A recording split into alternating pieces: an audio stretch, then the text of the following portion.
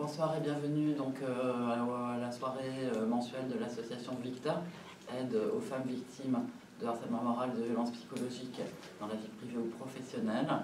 Ce soir nous allons parler donc, du thème « Porter plainte contre un pervers narcissique » parce que j'ai l'idée en fait de ce thème, parce que j'ai eu beaucoup de demandes donc, de femmes qui se sont retrouvées avec des plaintes complètement bloquées, avec des plaintes qui sont d'ailleurs refusées au commissariat de la gendarmerie, on les oblige à mettre des mains courantes, voire on les renvoie dans leur foyer. Donc voilà, c'est un énorme problème, alors qu'effectivement on sort quand même d'une campagne gouvernementale, Grenelle des violences conjugales, hein, où on dit aux femmes portez plainte, puis si vous êtes toujours à souffrir, c'est de votre faute, vous ne portez pas plainte. Donc c'est pas ça en réalité, d'accord. Pas critiquer, hein, ils ont fait quand même, ils ont fait ce qu'ils ont pu, c'est très bien, mais malheureusement donc le problème a été en partie, disons, réglé, puisque donc les policiers ont eu des formulaires pour les plaintes, etc. Mais il y a toujours quand même énormément de blocages, quoique pendant le confinement, reconnaissant aussi quand c'est bien, ça s'est quand même pas mal débloqué. Mais maintenant, je ne sais pas trop, visiblement, ça revient encore au même. Il y a une personne encore qui m'a dit voilà, que sa plainte avait été refusée, etc. Donc, alors effectivement, nous avons pu aussi constater, hein, donc le problème c'est la plainte n'est pas prise, mais ça on n'y peut rien, donc ça c'est à l'État hein, de gérer le problème, si on renvoie les gens chez elles en l'occurrence, parce qu'on ne prend pas les plaintes dans les commissariats ou les gendarmeries. Bon ben voilà, nous on ne peut pas changer ça, même si j'ai effectivement proposé un livre blanc que vous verrez sur le site de VICTA, la page blog, avec beaucoup de réformes que je demande. Donc, mais effectivement, le véritable problème, c'est pourquoi les plaintes ne fonctionnent pas, d'accord, puisque nous avons pu considérer que pour le harcèlement moral dans le couple, 90% des plaintes sont classées sans suite. J'ai fait les calculs moi-même par rapport aux chiffres officiels. Ensuite, harcèlement sexuel au travail aussi, hein, c'est à peu près dans les mêmes proportions de classement sans suite. Ensuite, donc, pour les violences conjugales, disons classiques, hein, pas violence psychologique, violence physique, hein, on a 80% des plaintes qui sont classées sans suite dans les cas de meurtres conjugaux, hein, donc les fameux féminicides. Hein, c'est une étude qui a été réalisée par le ministère de la Justice lui-même.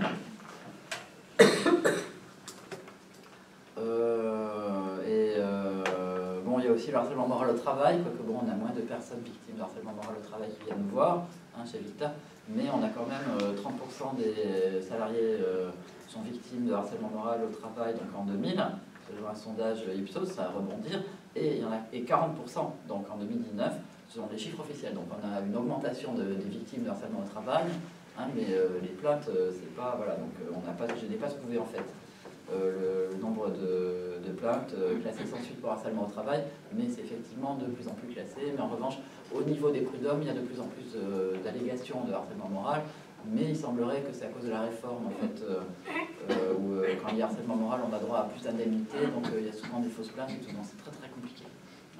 Mais bon, vous trouverez quand même des chiffres sur ça sur le site, donc le nouveau coaching éthique, hein, donc c'est nouveaucoachingethique.com, hein, le site de mon cabinet. Ah oui, j'ai oublié de me présenter, donc je suis Sophie Soriaglo, présidente de l'association VICTA, bénévole, je suis coach certifié et juriste, et donc j'ai mon cabinet de coaching et de conseil et d'aide aux victimes, le nouveau coaching éthique, hein, que j'ai fondé il y a plus de 20 ans.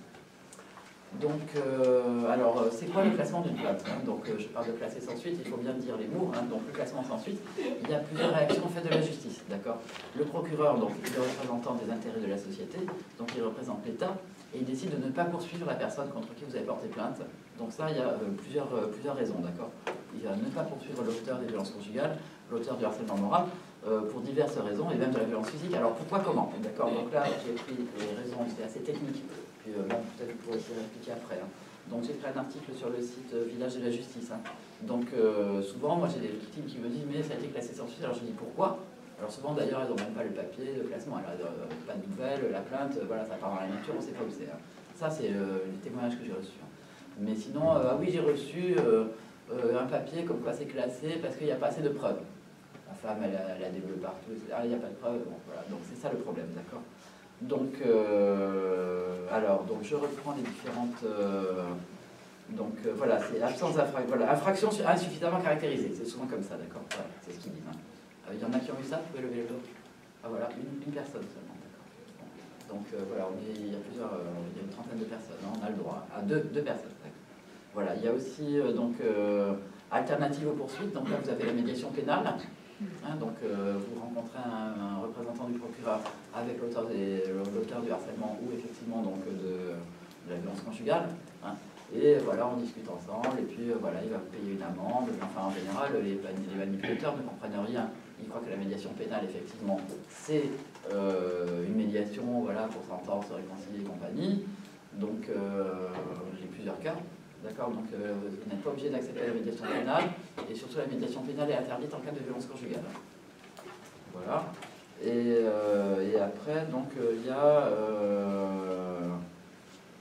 voilà donc inopportunité des poursuites. Ça, je ne sais pas trop, sûrement vous avez expliqué ça tout à l'heure, Philippe. Hein, donc je suis à côté de maître Philippe Autry, qui est bénévole pour les groupes de parole et de soutien. Donc voilà, pour moi c'est quand même assez technique, mais bien souvent, moi ce que je vois, c'est soit effectivement la femme qui porte plainte, donc il n'y a pas d'enquête, il n'y a rien du tout, même s'il y a des preuves, bon, elle est traumatisée, alors voilà, donc elle n'est pas, comment dirais-je, donc c'est pas considéré comme suffisamment vraiment important pour, donc, comment dirais-je, faire condamner hein, l'auteur de la violence physique ou psychologique. Voilà, ça c'est actuellement, effectivement, la tendance actuelle. Voilà, hein. Donc, alors évidemment, bien sûr, donc, alors vous pouvez regarder, donc, si vous aimez les trucs techniques, hein, l'article que j'ai imprimé là, sur Village de la Justice, hein, d'accord, sur effectivement donc, les raisons d'un classement sans suite. L'article s'appelle « Quelles sont les raisons d'un classement sans suite ?» Voilà. Moi, je pense que les victimes doivent se former, parce que vous êtes usagers de la justice, qui ne vous apporte pas toujours, effectivement, les réponses que vous attendez. Donc, c'est très important, c'est aussi pour ça que je fais les vidéos. Et moi aussi, je suis obligé, effectivement, de comprendre les choses pour pouvoir aussi vous les expliquer. Bon, alors, donc, c'est normal, ok, que la femme victime soit choquée et outrée devant l'impunité du conjoint ou ex-conjoint, d'accord, manipulateur violent ou pervers sexuel, y compris donc sur les enfants par des pères incestueux, parce que ça, il y en a beaucoup. Hein. Alors, ce qu'il faut quand même dire, hein, c'est que l'impunité des auteurs a été donc mise en exergue par le Conseil de l'Europe, hein, qui a demandé à la France de se mettre en conformité avec la Convention d'Istanbul, hein, qui est un traité international pour la protection des victimes de violences intrafamiliales. Et donc l'impunité, c'est pas moi qui l'invente, hein, donc l'impunité, elle est là, elle existe, d'accord. Donc arriver effectivement à faire aboutir une plainte, c'est 3 ans de boulot pratiquement. Hein, donc, sauf si effectivement la police arrive, monsieur vous avez mis un beurre noir et là ça se voit tout de suite. Mais voilà, donc c'est pas du tout évident. Hein. Donc il faut savoir aussi, alors il y a également donc, le problème des enfants maltraités, d'accord, puisqu'il faut savoir que 98% des plaintes pour violences sexuelles sur les mineurs sont l'objet aussi de classement en général. Donc c'est pour infraction insuffisamment caractérisée. En fait, c'est par manque de preuves, d'accord. Voilà. Donc on dénonce ce scandale depuis des mois et des années, mais bon, voilà. Donc, comme je disais à l'instant, donc ça a été demandé par le Conseil de l'Europe de mettre fin à l'impunité des agresseurs familiaux, mais malheureusement, bon voilà, on est toujours en train de galérer, c'est toujours la même chose. Voilà. Donc, alors je reprends ce que j'ai dit à l'avance.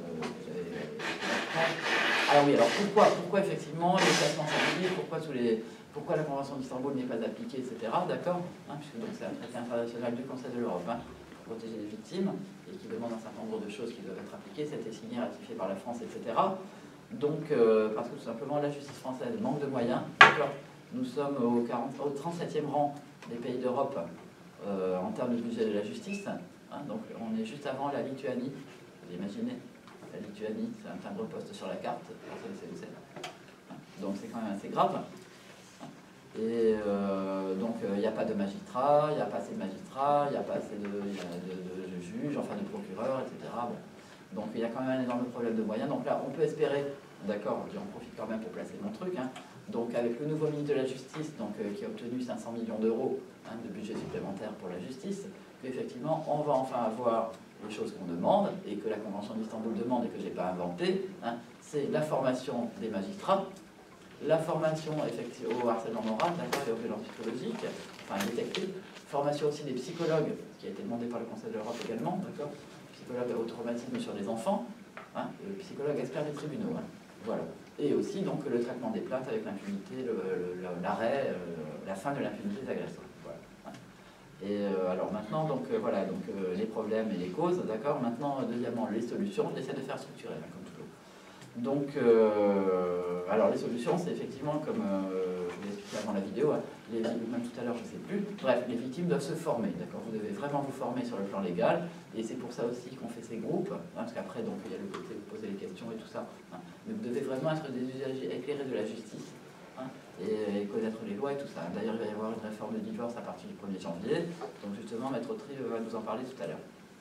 Donc, alors, premièrement, donc, petit 1 donc, du grand 2, d'accord? Les conséquences. Donc, premièrement, c'est la garde des enfants, ok? Donc, puisque monsieur le pervers narcissique n'est pas considéré comme un manipulateur auteur de harcèlement moral devant le juge des affaires familiales, donc il est blanc comme neige, hein, il n'a jamais été condamné, forcément, vous avez porté plainte, même si vous avez tapé sur la figure et ailleurs, bon, il vous a harcelé, vous a menacé, vous a insulté, etc. Vous avez porté plainte parce que vous croyez en la justice, ce qui est normal. Il n'est pas condamné. Forcément, quand vous arrivez devant le juge des affaires familiales et que monsieur dit qu'il est un père parfait, un papa merveilleux, fantastique, formidable, qu'il aime ses enfants, il pleure et tout, j'ai eu le cas, hein, j'ai dit déjà dans d'autres vidéos, hein, il pleure devant le juge.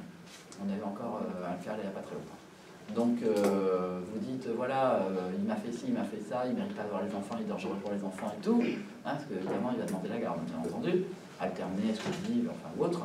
Donc, comme il n'y a pas de condamnation, donc monsieur le pervers narcissique est un agneau qui vient de naître, hein, et il peut pas demander la garde des enfants, donc soit la garde exclusive, la garde alternée, voire le retrait de l'autorité parentale de la mère victime, hein, on a tout vu, hein, donc puisqu'effectivement ça fonctionne par système d'accusation, j'ai rien fait, c'est pas moi, c'est elle. Donc voilà, on a tous ces phénomènes-là, donc devraient ne pas exister, malheureusement ça existe, on ne peut pas empêcher les manipulateurs d'être des manipulateurs, mais en revanche on peut apprendre à se défendre, hein, il faut que vraiment l'État puisse détecter tous ces mécanismes, puisqu'il y a une recrudescence de phénomènes de manipulation dans la société. Mais que si on a des juges qui ne sont pas formés, voilà, avec des policiers qui classent enfin les procureurs qui classent les plaintes et tout, la femme n'a pas du tout de moyen de se défendre, d'accord? Voilà. Donc, sans oublier, j'allais oublier, donc, les faux témoignages hein, dans les procédures juste d'affaires familiales. Hein, donc, vous êtes accusé, les faux témoignages. Donc, c'est pas seulement que vous êtes une manipulatrice parce que vous l'accusez d'attraper, harceler l'autre, ou maltraiter votre enfant, mais en plus, donc, il y a des gens qui vont en rajouter, hein, avec des faux témoignages contre vous. Voilà, donc, alors il y a quand même une amélioration, donc c'est la loi du 30 juillet 2020, donc, qui a été votée là pendant l'été, donc où effectivement il y a suspension du droit de visite pour le parent violent, à partir du moment où il y a déjà une mise en examen. D'accord, donc c'est pendant 6 mois. Mais effectivement, c'est pas suffisant. Enfin, il y a au moins, voilà, donc on a milité, on a écrit partout, enfin bon. Et il y a ça maintenant qui est sorti, mais bon, moi j'ai pas encore vu, parce que c'est tout récent. Hein. L'application de ça, donc voilà, aux députés, aux sénateurs, aux ministres et partout, au chef de l'État, M. Macron, voilà, j'ai fait un rapport, j'ai fait un livre blanc, voilà, donc on a quand même obtenu ce petit truc. Chose qu'on n'aurait pas forcément obtenue, je veux dire, si on était une association subventionnée, qu'on n'a pas le droit de faire des récriminations, des revendications, parce qu'on prend des subventions pour nos employés, et voilà, donc il y a un choix à faire, le choix je l'ai fait, d'accord, donc de ne pas être subventionné, hein, et de ne pas aider les personnes gratuitement, parce que voilà, c'est pas possible, il faudrait monter une énorme structure et j'en ai pas du tout la capacité. En tant que président, je ne peux pas être payé non plus par une association, donc j'ai ma boîte, et voilà, j'invite tout le monde à visiter le site, donc nouveaucoachingethique.com. Alors donc, la nouvelle loi permet la suppression du droit de visite et d'hébergement de toute personne mise en examen pour violence conjugale. Là, on n'est pas obligé d'attendre que l'auteur soit condamné. Donc déjà, on gagne un peu de temps, d'accord? Parce que souvent, entre le moment où vous portez plainte et qu'il y a mis la condamnation, ça peut durer 1 an, 2 ans, parce que les tribunaux sont très encombrés. D'accord, donc là au moins vous avez immédiatement quand même une possibilité donc, de vous défendre. Voilà. Enfin, moi je trouve la loi un peu floue, mais vous allez sûrement nous expliquer, un maître Autry va nous expliquer plus en détail donc, comment ça fonctionne. Alors, deuxième conséquence sur les enfants, d'accord, si votre plainte est classée sans suite, d'accord, carrément, donc le manipulateur peut porter plainte contre vous pour dénonciation calomnieuse. Moi je pensais que non, mais en fait oui, il peut, d'accord, même pour violence conjugale. Voilà, ça fait partie justement d'un truc qu'on m'avait dit mais qui n'était pas vrai. J'avais cru avant que s'il y a une violence conjugale, il ne peut pas porter plainte contre vous pour dénonciation calomnieuse au cas où votre plainte est classée. Or oui, il peut. Donc en fait, il faut vraiment vous accrocher. Hein, si vous recevez un avis de classement sans suite, c'est le tribunal, hein, donc il vous écrit, vous avez porté plainte, voilà, c'est classé sans suite, bye bye, bravo et tout, terminé. Vous devez écrire, vous devez faire appel du classement, d'accord? Vous n'avez pas besoin d'avocat pour faire ça. Vous écrivez au procureur, voilà, monsieur le procureur, j'ai eu l'honneur de porter plainte, ceci, cela. Et donc j'ai reçu un avis de classement, je me permets donc de faire appel de cet avis de classement pour telle et telle raison. Vous rajoutez des témoignages, vous écrivez, vous faites un dossier, vous montez un dossier, d'accord, hein, c'est pas, voilà, on n'est pas dans les films, vous arrivez au commissariat, tout le monde va se mobiliser, le commissariat entier va aller jour et nuit chercher des preuves pour vous défendre et tout. Malheureusement, c'est pas comme ça, d'accord? Quand vous allez au commissariat pour porter plainte, vous devez apporter des preuves, vous devez apporter effectivement des témoignages, aller voir un médecin, et aussi, comment dirais-je, que votre plainte après, donc vous assistez à pour pas que votre plainte soit enterrée dans les piles de dossiers qui sont d'accord au bureau du procureur, voilà. Donc, et parfois, j'ai eu des cas, la plainte n'est même pas transmise au procureur, elle reste dans un tiroir au commissariat à la gendarmerie. Voilà. Donc, effectivement, alors les solutions maintenant, c'est quoi? Donc, puisque là, c'est les conséquences, maintenant, les solutions, d'accord? Alors, le problème de la preuve, d'accord? Donc, je vous invite donc à regarder les autres vidéos sur le thème « Prouver le harcèlement moral ». D'accord, donc faire le dossier et tout, ça on a déjà expliqué. Et d'ailleurs, j'ai eu pas mal de témoignages pendant l'été, de personnes qui m'ont écrit, voilà, merci, grâce à vous, grâce à vos vidéos et tout, j'ai gagné, j'ai suivi vos conseils. Donc ça, je suis très content qu'on arrive effectivement à avancer et à permettre aux gens de se défendre, aux victimes de se défendre, puisqu'on donne vraiment des conseils pratiques, d'accord. Donc effectivement, on n'arrive pas à la police ou chez les gendarmes avec les mains dans les poches, en croyant que tout va se passer comme dans les films, d'accord, et dans les séries télé, où les enquêteurs passent leur temps à sauver la vie des gens et tout. Donc vous devez apporter effectivement des preuves, des témoignages, des attestations, des certificats médicaux, enfin voilà. Et vous devez aussi demander à être convoqué, donc envoyé plus exactement aux UMJ, unités médico-judiciaires, parce que souvent en fait la police ou la gendarmerie ne vous envoie pas systématiquement. Alors ça, moi je ne sais pas trop pourquoi ils ne le font pas, alors que normalement donc, il y en a besoin, d'accord. Mais il y a une victime puisque j'ai géré beaucoup, j'ai écrit, j'ai téléphoné dans beaucoup de commissariats de gendarmerie et tout, pour que justement prendre des nouvelles des plaintes, insister pour que la victime soit entendue, enfin voilà. Donc, ce que m'ont dit les victimes, d'accord, enfin une en particulier, c'est que je lui ai dit, mais est-ce que vous avez, ma plainte est classée, elle me dit, mais est-ce que vous avez été convoqué, enfin, est-ce que vous avez été vu par un médecin aux unités médico-judiciaires? Ah bah non. Mais pourquoi ça me pas normal et tout, demande à la police, donc elle retourne au commissariat, et là le commissariat lui dit non parce qu'on n'a pas de budget. Alors je ne sais pas si c'est vrai, vous nous expliquerez peut-être, maître, si vous savez, est-ce que c'est vraiment le commissariat qui paye la consultation de la victime ou pas? Non, alors il dit que non. Bon, donc vous voyez, du coup, même les gendarmes, le policier va mentir à la personne, donc ça c'est quand même assez dramatique. Alors ensuite, alors je reprends ce que vous avez pris comme note. Donc, voilà, alors évidemment, vous devez demander l'expertise médicale, physique et psychologique au moment du dépôt de la plainte. Il faut quand même le demander, d'accord? Souvent, c'est oublié, ça passe à la trappe, on ne sait pas trop pourquoi, voilà, donc visiblement, moi, j'ai eu une petite fille qui a donné le témoignage que c'est le commissariat qui doit payer l'expertise, mais visiblement que non, j'en sais rien. Mais enfin voilà, donc effectivement, il faut demander le papier, ils doivent vous donner un papier, d'accord? Des fois, ils envoient les femmes et ils disent écoutez, c'est ça le téléphone, téléphonez. Alors vous téléphonez, est-ce que vous les croyez? Malheureusement, manque de peau, vous téléphonez, on vous dit ah ben non, on ne peut pas vous recevoir. Alors il y a quelqu'un qui arrive. Voilà, on est en train de filmer, voilà, c'est bienvenue. Donc les gens aiment bien quand il y a des gens qui arrivent, je dirais les abonnés des vidéos, ils aiment bien ce que ça fait vivant, une fois qu'effectivement. Donc, alors du coup, effectivement, il faut demander, d'accord, le papier qui s'appelle réquisition judiciaire. Vous le demandez au commissariat ou à la gendarmerie quand vous allez déposer votre plainte. Vous ne pouvez pas vous pointer comme ça à l'unité médico-judiciaire, donc qui est un endroit à l'hôpital, d'accord. Vous avez des médecins spécialisés, c'est des médecins légistes qui n'expertisent pas que les cadavres, évidemment. Voilà, mais qui expertisent aussi les victimes d'accidents, violences conjugales et compagnie, et même les enfants aussi, d'ailleurs, d'accord. Donc, vous ne pouvez pas y aller comme ça, d'accord. Il faut un papier. Et pareil pour vos enfants si vos enfants sont maltraités. Donc pour les enfants, il faut demander la procédure Mélanie quand vous déposez plainte pour vos enfants. Il faut demander que vos enfants soient entendus et filmés en vidéo. Ça s'appelle la procédure Mélanie, du nom du premier enfant, dont les parents demandaient ça. Et audition de l'enfant en vidéo, d'accord, il faut le demander comme ça on a une preuve qui reste. On n'oblige pas l'enfant à raconter, puis après c'est pas le même détail, le même truc, d'après donc il a menti, etc. Donc il faut absolument demander ça, que l'enfant soit entendu en vidéo par la brigade des mineurs, par des policiers qui sont formés, etc. Ça c'est pour les enfants. Mais pour vous aussi, donc bien entendu, vous demandez un papier qui s'appelle réquisition judiciaire, d'accord, pour elle sera expertisée aussi bien sur le plan physique que psychologique. Donc vous demandez effectivement un médecin et un psychiatre. Alors attendez, j'en suis parce que du coup ce que j'avais noté, j'ai raconté, voilà, donc... Ah oui, alors après, il y a une autre solution encore, d'accord? Donc effectivement, vous avez déposé votre plainte, vous avez été bien reçu, disons, au commissariat ou à la gendarmerie, vous avez eu votre papier de réquisition judiciaire, vous êtes allé effectivement donc, aux unités médico-judiciaires UMJ, hein, c'est les initiales. Vous avez été expertisé sur le plan médical et psychologique, etc. Puis après, vous attendez. Bon, alors c'est pas ça qu'il faut faire.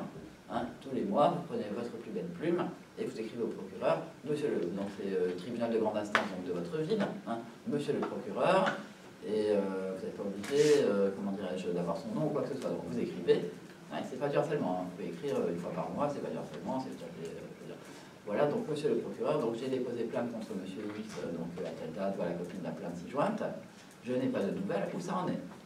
Bon, évidemment, vous tournez ça un peu mieux. Hein. Donc vous relancez votre plainte régulièrement, et puis à la fin, ils finissent par vous répondre. Comme ça, vous sortez du bas de la pile, et vous arrivez sur le haut de la pile.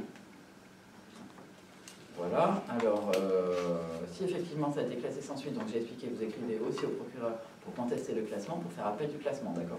Là, c'est au procureur général. De toute façon, si vous avez un avis de classement, c'est marqué, hein, qu'il faut, si vous n'êtes pas d'accord avec ce classement, vous devez écrire A, hein, c'est marqué sur le papier à qui on doit écrire. Vous allez recevoir. Si vous n'avez aucune nouvelle de votre plainte, vous ne savez même pas si c'est classé ou pas classé, vous écrivez aussi au procureur. Ok. Voilà, donc, voilà, monsieur le procureur de la République, tribunal de grande instance, donc de votre ville, voilà. Alors ensuite, qu'est-ce que j'avais trouvé d'autre comme ça? Et voilà, donc j'espère que tout le monde a compris la méthode pour qu'on vous croie et que la justice vienne à votre secours, ok? Et effectivement, si vous n'avez aucune nouvelle de la plainte, soit elle est classée, soit elle est dans un coin, soit elle n'a pas été traitée, enfin non, c'est pour ça... N'hésitez pas à écrire régulièrement, d'accord? Et alors ensuite, donc, ah oui, alors si effectivement il y a un autre sujet, c'est si le manipulateur porte plainte contre vous, parce que ça c'est la nouvelle mode. J'ai eu beaucoup de clientes, hein, parce que donc, chez un coach, les personnes qui viennent, c'est des clientes, hein, c'est pas des patientes, parce qu'elles sont pas malades. Hein. Donc j'ai beaucoup de victimes qui ont été effectivement convoquées au commissariat. Donc pour violence conjugale, alors le mec il monte un scénario pas possible, genre 4 ans après, tout d'un coup il se rend compte qu'il a été traumatisé 4 ans avant, non c'était juste 3 ans, juste pour le délai des possessions, enfin c'est 3 ans, comme par hasard, voilà. Donc traumatisé, alors elle a fait ci, elle a fait ça, voilà, donc les victimes peuvent être aussi bien convoquées, d'accord, par des plaintes, dont on n'est même pas sûr qu'elles seront classées, puisque monsieur donc arrive à se mettre les policiers et les gendarmes dans la poche, parce que souvent c'est des hommes, voilà, ils ne sont pas tous formés, enfin voilà, donc... Si vous êtes convoqué vous-même hein, et que donc à la police, hein, que monsieur a porté plainte contre vous, moi le premier conseil que je puisse vous donner, c'est n'y allez pas tout seul. Hein, vous devez absolument y aller avec votre avocat, parce qu'il y a toujours le risque de la garde à vue, qui peut durer 2 fois 24 heures. Et prévoyez aussi donc, un mode de garde pour vos enfants.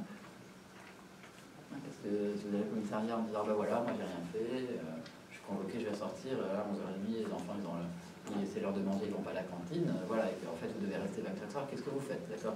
Dans ce cas, les enfants sont directement remis donc, au père, c'est pas votre but. Voilà, donc vous y allez avec un avocat, et vous prévoyez un mode de garde pour les enfants, hein, au cas où effectivement donc, vous êtes gardé.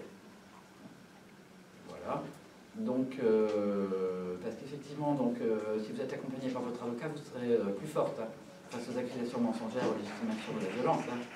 Par monsieur l'avocat, vous êtes dans les réponses. Voilà, alors il y a aussi l'autre aspect encore que j'avais mis dans mes notes qui me revient, c'est la confrontation, d'accord? Si votre plainte donc va suivre son cours, la vôtre, hein, pas celle de monsieur contre vous, hein.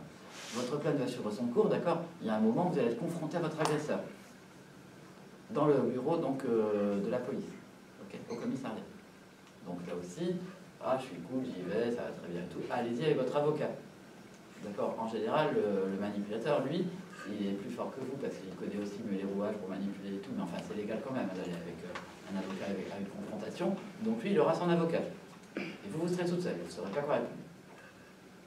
D'accord? La confrontation aussi, vous y allez avec votre avocat, qui va pouvoir effectivement faire les remarques importantes pour vous défendre, etc. Là aussi, c'est pareil, vous n'y allez pas tout seul. D'accord? Alors attendez, j'ai pris encore quelques autres notes. Donc... Ah oui, alors il y a autre chose aussi. Donc l'accès au dossier pénal, ça c'est l'avocat qui peut le faire, d'accord. Il y a un moment dans la procédure pénale, quand il y a la plainte, quand c'est plus ou moins traité, hein, où on a effectivement accès au dossier pénal, c'est l'avocat qui doit le demander, et on peut savoir ce que l'auteur des violences a raconté, par exemple. D'accord. Donc, également, donc, si vous portez plainte donc, par rapport à des violences sur votre enfant, d'accord, il faut aussi demander donc, que la plainte soit transmise et que l'audition du mineur hein, et de l'agresseur donc, soit transmise au juge des enfants, hein, si vous décidez aussi de saisir le juge des enfants. Voilà, ça c'est encore un autre sujet, parce que le juge des enfants, si c'est, je veux dire, mal embouché, ça peut tomber aussi en placement abusif après en foyer de l'ASE, hein, donc ça, aide sociale de l'enfance. Donc ça c'est encore un autre sujet, parce que ça terrorise tellement de femmes qu'elles n'osent même pas saisir le juge des enfants. Bon, maintenant ils sont quand même un petit peu plus formés à tout ça, hein, mais encore une fois, prenez un avocat spécialisé. Bon, pour la plainte, vous n'avez pas besoin de prendre un avocat, d'accord. Vous pouvez relancer par vous-même, voilà. Après, si effectivement vous voulez vous porter partie civile dans la plainte, hein, avec effectivement enquête, juge d'instruction, etc., commission rogatoire et tout, enfin que ce soit vraiment fait, là, la grosse artillerie. Hein, là, effectivement, il faut prendre un avocat, il faut effectivement aussi donner une somme d'argent à la justice, hein, parce qu'ils veulent limiter les gens qui portent plainte à tort et à travers. Et la plainte, donc si la plainte, la somme d'argent, je veux dire, vous sera après remboursée. Hein, voilà. Ça s'appelle une consignation. Voilà. Bon, écoutez, moi, de toute façon, tous les côtés procédure et tout ça, moi, je ne suis pas spécialisé là-dedans. Mais ce que je voulais vraiment vous expliquer, c'était en fait les petits trucs et astuces, d'accord, en tant qu'usager. Hein, vous allez porter plainte au commissariat, vous n'allez pas les mains dans les poches, vous apportez des preuves. Hein, vous demandez à être effectivement reçu par un médecin, expert médecin, médecin expert. Hein, de la justice, hein, le papier s'appelle réquisition judiciaire, enfin voilà. Donc c'est plutôt, Maître Autrive après lui va expliquer beaucoup plus de choses en détail. Hein, mais moi je le vois vraiment, je veux dire, sur le terrain, d'accord, du côté des victimes. Vous allez porter plainte, il y a des trucs à faire, vous n'avez pas de nouvelles. J'ai des victimes qui m'appellent au téléphone, bon, qui me disent, voilà, il m'a fait ci, il m'a fait ça, vous avez porté plainte? Oui. Alors c'est qui s'est passé? Classé sans suite. Vous avez écrit au procureur pour contester le classement? Non. Vous voyez? Voilà. Donc il faut vraiment vous prendre en main, vous prendre en charge. Même si effectivement il y a un moment où vous êtes complètement submergé, parce que déjà avec la portée plainte c'est dur, d'accord. Donc, et puis après je pose aussi, j'ai fait un petit questionnaire, est-ce que vous avez apporté des preuves effectivement dans votre plainte? Non. Vous avez des témoignages? Non. Et, souvent je vois les plaintes, il y a machin qui a été, monsieur Untel qui a été, madame Untel la voisine qui a été témoin, voilà son téléphone. On attend qu'effectivement la police appelle la personne et la convoque. Ils n'ont pas le temps, ils sont débordés.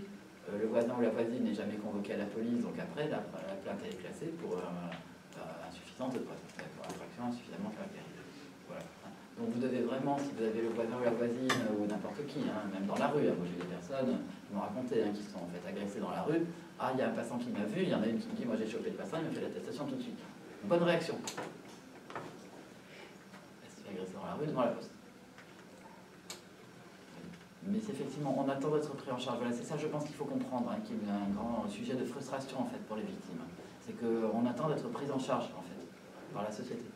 Or, la société ne vous doit rien. Voilà, on est dans un monde comme ça. La société ne vous doit rien, personne ne vous doit rien.